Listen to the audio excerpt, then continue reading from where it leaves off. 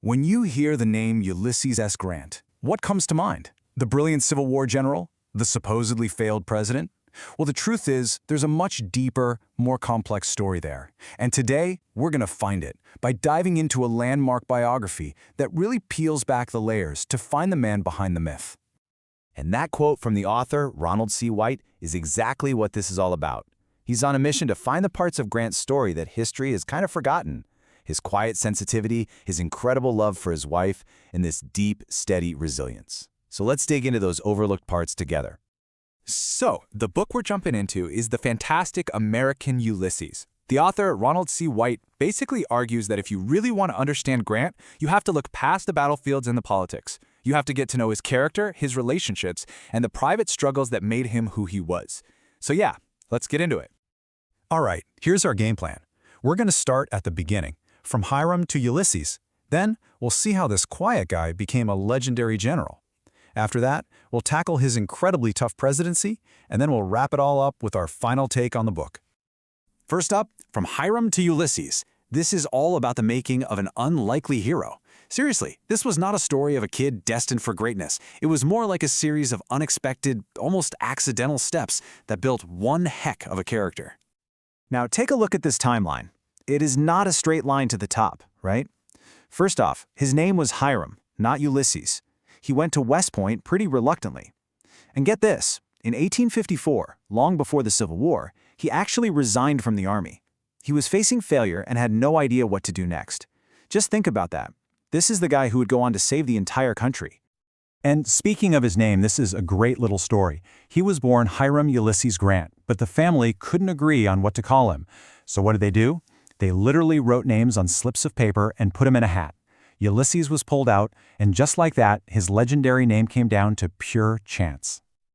Okay, this right here is absolutely crucial to understanding the man. Before the general, before the president, there was just Ulysses, the devoted husband. His wife, Julia Dent, was his rock, his anchor. The book makes it crystal clear. You simply cannot understand Grant without understanding her role in his life. She was his stability through everything: career failures, the horror of war, and the crushing pressure of the presidency. All right, so how did this quiet, unassuming man become the relentless general that Abraham Lincoln so desperately needed? Let's talk about the quiet general and how a leader was forged in the fire of the Civil War.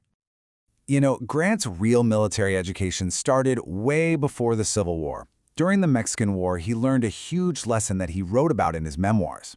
He saw firsthand that war is really just an extension of politics. This quote shows he got it.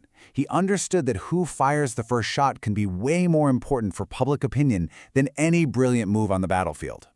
During that war, he also saw two totally different styles of leadership. On one hand, you had General Winfield Scott, who was all about ceremony and formality. On the other, you had General Zachary Taylor, a pragmatic, hands-on guy. Grant made this brilliant observation. Scott was pleasant to serve under, but Taylor was pleasant to serve with.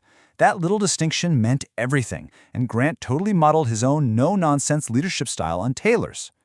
There's this myth of Grant as a cold, unfeeling butcher, but this quote from a private letter to his wife Julia just shatters that idea. You can feel the emotional weight of command here. He wasn't numb to the carnage. He was horrified by it, even as he pushed forward, because he knew it was the only way to end the war.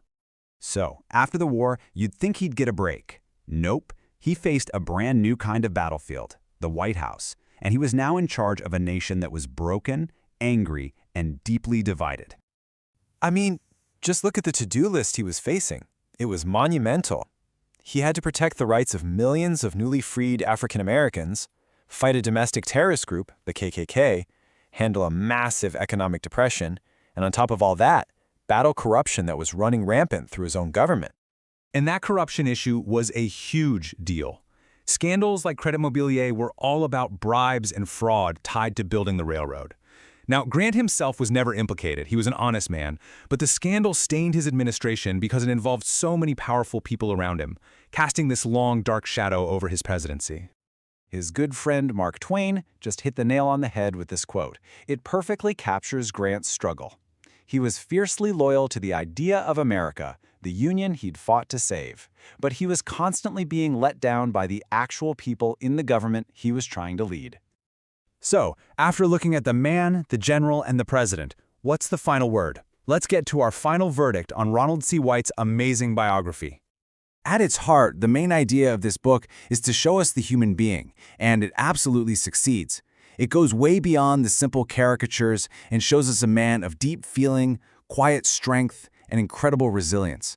A whole person, not just some statue in a park. And if there's one big lesson to take away from all of this, for me, it's this. Grant's life was just full of setbacks. I mean, from resigning from the army in disgrace to the scandals that rocked his presidency. But his story proves that real character isn't about never failing. It's about how you get back up, quietly, without fanfare, again and again. Okay, so for our feedback, the strengths of this book are huge. It's empathetic, the research is just impeccable, and it really brings Grant's inner world to life. The only potential weakness, it is dense. The level of detail might be a lot for a casual reader, but if you want a true deep dive, it's pretty much unparalleled. For completely reshaping our understanding of such a pivotal American figure and for telling his story so masterfully, we are giving American Ulysses a final grade of 9.2 out of 10. And hey, if this got you fired up to learn more, we've got a couple of recommendations. For the best single book on the entire Civil War era, you have to check out Battle Cry of Freedom. And for another biography that just masterfully dissects a complex leader, you can't go wrong with David Herbert Donald's Lincoln. And that's our look at the man behind the myth. If you want to keep exploring these kinds of complex stories from history, well, you know what to do. Make sure to follow and subscribe. Thanks so much for watching.